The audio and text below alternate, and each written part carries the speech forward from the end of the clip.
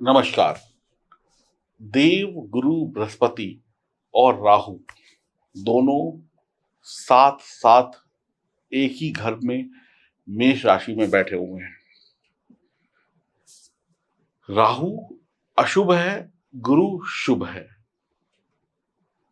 तो एक है गंगा जल और एक है नाली का पानी। तो समझ सकते हैं दोनों में कितनी विभिन्नताएं हैं। तो राहु जो है वो गुरु को खराब कर रहा है। एक बुरा आदमी किसी मोहल्ले में चला जाए, किसी जगह पे चला जाए, तो वो पूरे मोहल्ले को अपनी गंदगी से पीड़ित कर देता है। तो ऐसे ही राहु जो है देवगुरु बृहस्पति को परेशान कर रहे हैं। अब देवगुरु बृहस्पति कुछ अच्छा करने की सोचते हैं आपके लिए, आपकी राशि के लिए, आपके लग्न के लिए। राहु अपने बीच में टांग अड़ा देते हैं, नहीं मैं नहीं करने दूंगा।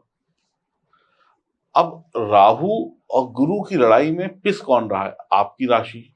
आप कहेंगे ना मैंने भैया गुरु को कुछ कहा, ना मैंने कोई राहु को कुछ कहा, लेकिन रिजल्ट मेरे को बुरे मिल रहे हैं, आपको बुरे मिल रहे हैं। अब देवगुरु बृहस्पति बेचारे फंसे हुए हैं, करें तो करें क्या। जैसे आपने एक कहानी सुनी होगी बचपन में कि हाथी एक बार पानी पीने के लिए तालाब में गया और वहां पर मगरमच्छ ने उसका पैर पकड़ लिया। अब ऐसे ही आप समझ लीजिए कि आप हाथी हैं, आप अपनी इच्छा पूर्ति के लिए काम कर रहे हैं, लेकिन आपकी टांग को मगरमच्छ ने पकड़ रखा है। तो हाथी ने भगवान से प्रार्थना करी, हे भगवान मुझे बचाओ, इस मगरमच्छ से बचाओ वरना ये मुझे खींच कर खा जाएगा। तो भगवान विष्णु आए, भगवान विष्णु ने उस गजराज की सुरक्षा करी, रक्षा करी और गजराज को उस मगरमच्छ के चंगुल से छुड़ा दिया। तो ऐसा ही कुछ वक्त आ गया है जब देवगुरु बृहस्पति अब राहु के चंगुल से छूटने वाले हैं। देवगुरु बृहस्पति राहु के चंगुल से मुक्ति पाने वाले हैं, राहत पाने वाले हैं, क्योंकि दोनों में दूरी हो गई है। अब जो राहु है ना, वो चाह कर भी गुरु को अपने अशुभ प्रभावों से परेशान नहीं कर पाएगा। बृहस्पति मेष राशि में लगभग 20 डिग्री के हैं, 20 डिग्री के हैं, और राहु जो है 4 डिग्री के हैं। तो 20 और 4 में बड़ा फर्क होता है। तो दूरी हो गई। आप बुरे आदमी से जितना दूर हो जाएंगे उतना उसके अशुभ प्रभाव आपको मिलने बंद हो जाएंगे। राहु जो है 30 अक्टूबर से अपनी राशि परिवर्तन करने वाले हैं, यानी कि मेष राशि से कहां चले जाएंगे? मीन राशि में चले जाएंगे, क्योंकि राहु वक्री चलते हैं, उल्टा चलेंगे। तो अभी मेष में है तो मेष से मीन में आ जाएंगे। और बृहस्पति जो है जब आगे अपना राशि परिवर्तन करेंगे तो मेष से वृषभ की तरफ चले जाएंगे। तो राहु जो है अपना स्थान परिवर्तन करने वाले हैं। अब राहु जो है वो अपनी अगली राशि की तरफ आगे बढ़ रहे हैं, जो कि 30 अक्टूबर को राहु जो है अपना स्थान परिवर्तन कर लेंगे। अब दोनों ग्रहों के बीच में 15 डिग्री से अधिक का अंतर आ गया। एक 20 डिग्री पर है और एक 4 डिग्री पर है। तो एक दूसरे से दूर हो गए। गुरु जो है अब रहस्यमयी पाप ग्रह राहु के अशुभ प्रभाव से मुक्त हो गए हैं या बहुत दूर हो गए हैं। अब इनका शुभ प्रभाव और इनकी शुभ दृष्टि कुछ राशि वालों को जीवन में सुख देने वाली है, मालामाल करने वाली है। आइए जानते हैं कौन सी है वो राशियां जिनके जीवन से अशुभ प्रभाव खत्म होकर शुभ प्रभाव मिलने शुरू होंगे सितंबर और अक्टूबर के महीने में। अगर आपको मेरी बात अच्छी लगे तो आप लोग चैनल को सब्सक्राइब जरूर करिएगा और बेल आइकन के बटन को दबाइएगा।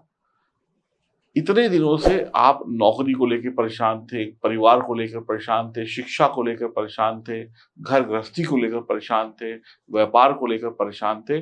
अब ये परेशानी खत्म। कौन सी वो पहली राशि है जिसका शुभ समय आ गया है? आइए जानते हैं। ये जानकारी लग्न पर आधारित है, लेकिन आप इसे अपनी नाम राशि से भी देख सकते हैं। पहली राशि है मेष राशि। ये गोचर कुंडली है, लग्न में ही राहु और गुरु बैठे हैं और ये गुरु की दृष्टियां हैं जो आपको एरो से दिखाई गई हैं। आपको जो संतान पक्ष से परेशानियां चल रही थी, संतान की बीमारी, संतान की पढ़ाई ना होना, संतान से अनबन होना, संतान का सुख ना मिलना, गर्भपात हो जाना महिलाओं का या कंसीव ना कर पाना या बच्चों से दूरी होना, जो भी दिक्कतें आ रही थी या सरकारी काम नहीं बन रहे थे, नौकरी में, व्यापार में या सरकारी काम अटक रहे थे या आपकी जो सोच है, आपकी जो समझ है, आपकी जो क्रिएटिविटी है, जो आप करना चाहते थे, जो दुनिया को दिखाना चाहते थे, वो दिखा नहीं पा रहे थे। यानी कि आप चाह कर भी कुछ अच्छा नहीं कर पा रहे थे। आपको सम्मान नहीं मिल रहा था, मान-सम्मान नहीं मिल रहा था, बच्चों की परेशानी थी, काम की परेशानी थी, कुछ अच्छा करके भी लोग आपको गालियाँ दे रहे थे, लोग आप पे उँगलियाँ उठा रहे थे, तो ये वक़्त अब खत्म हो गया है मेष राशि वालों का। समाज में कुछ लोग आपको सीरियस नहीं ले रहे थे। आप किसी से सीरियस होके बात करें, लोग आपको सीरियस नहीं लेते, कह रहे चलो छोड़ो ये तो आदमी ऐसा ही है, फालतू की बात करता है। तो अब वही लोग आपको सीरियस लेना शुरू कर देंगे। लोग आपकी बातों को गंभीरता से नहीं ले रहे थे। लोग कहते अरे ये तो ऐसे ही खाली आदमी, बेकार आदमी कुछ भी बोलता रहता है। लेकिन अब ऐसा नहीं होगा, अब आपकी बात को लोग गंभीरता से लेंगे। कुछ आप कुछ कर रहे थे, हो कुछ रहा था। आप राम बोल रहे थे, लोग मरा समझ रहे थे। यानी रुकावटें और परेशानियाँ आपके ऊपर गिर रही थी। पर अब ऐसा नहीं होगा। अब आपको शुभ परिणाम प्राप्त होंगे। पंचम भाव पर दृष्टि, शुभ दृष्टि गुरु की होगी, तो अब आप कठिन विषयों को आसानी से समझ पाएँगे, संतान का सुख पाएँगे, संतान से अनबन दूर होगी, उच्च शिक्षा के प्रयासों में सफलता हासिल होगी, घूमने-फिरने के मौके मिलेंगे, प्रेम संबंध बनेंगे, जिनको संतान चाहिए उनको संतान का सुख भी मिलेगा। तो कुल मिलाकर स्थितियाँ, परिस्थितियाँ बदल गई है। धर्म धर्म के प्रति आस्था भी होगी, भाग्य थोड़ा-सा 2 कदम और मजबूत हो जाएगा, सरकार से धन लाभ होगा, आपकी संतान बढ़िया पढ़ाई-लिखाई करेगी, संतान की तरक्की होगी, स्त्री का सहयोग मिलेगा, बच्चों का सहयोग मिलेगा, आपकी ईमानदारी की तारीफ़ होगी, आपकी ईमानदारी और मेहनत का इनाम, आपकी प्रमोशन, आपकी तरक्की के रूप में आपको मिल जाएगा। गुरुदेव बढ़िया परिणाम देने के लिए तैयार हैं, आपको धनी और भाग्यवान अब बना देंगे, क्योंकि अब राहु से हो गए हैं दूर। सप्तम भाव पर दृष्टि होगी तो वैवाहिक जीवन में सब कुछ बढ़िया होता चला जाएगा, कुँवारों के योग बनेंगे शादी के, पति-पत्नी के बीच में जो झगड़े थे, जो लड़ाई थी, जो मनमुटाव थी, बेवजह की लड़ाई थी, वो सब दूर हो जाएगी। आप अपने जीवन साथी से प्यार करने लगेंगे, गिले-शिकवे दूर हो जाएँगे, साझेदारी में, पार्टनरशिप में जो दिक्कतें थी, वो दिक्कतें भी खत्म हो जाएँगी।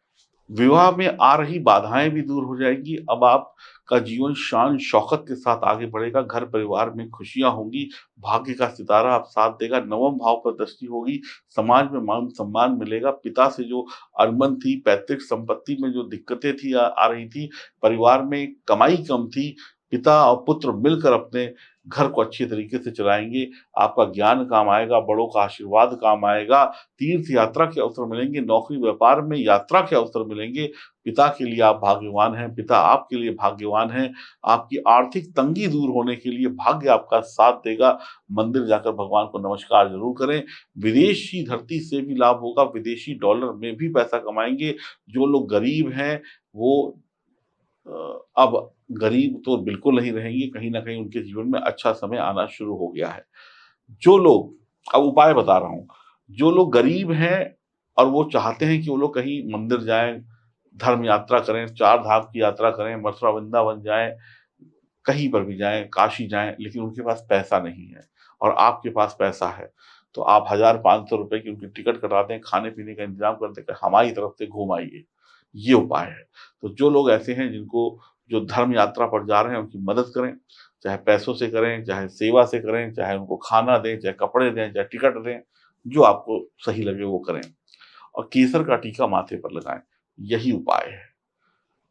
और अगर कोई धर्म यात्रा वाला नहीं मिलता तो कोई जेन्युइन आदमी, कोई ऐसा व्यक्ति जो वाक़ई में परेशान है और आपकी मदद से उसकी तरक्की हो सकती है, तो उस व्यक्ति की मदद अवश्य करें।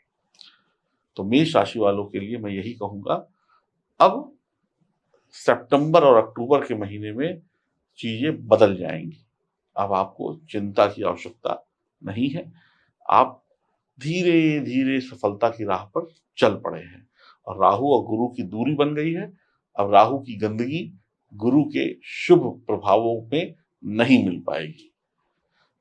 अगर आपकी कुंडली में सब कुछ बढ़िया है, तो आप 100% शुभ परिणामों की उम्मीद करिए। अगर आपकी कुंडली में कोई ग्रह खराब है या कोई दिक्कत है, तो उसके लिए अपनी जन्म कुंडली की जाँच कराना आपके लिए अति आवश्यक है। तो आप दिए गए नंबरों पे फ़ोन करके अपनी कुंडली की जाँच करवा सकते हैं या करवा सकती हैं। हरि ओम, नमस्कार। नमस्कार बोल दिया, ओहो! रुक जाइए, रुकिए, रुकिए, रुकिए, रुकिए। अभी नमस्कार पे नहीं, अभी आपको एक काम करना है। कमेंट बॉक्स में सिर्फ़ एक ही चीज़ लिखनी है, जय श्री राम। अब नमस्कार।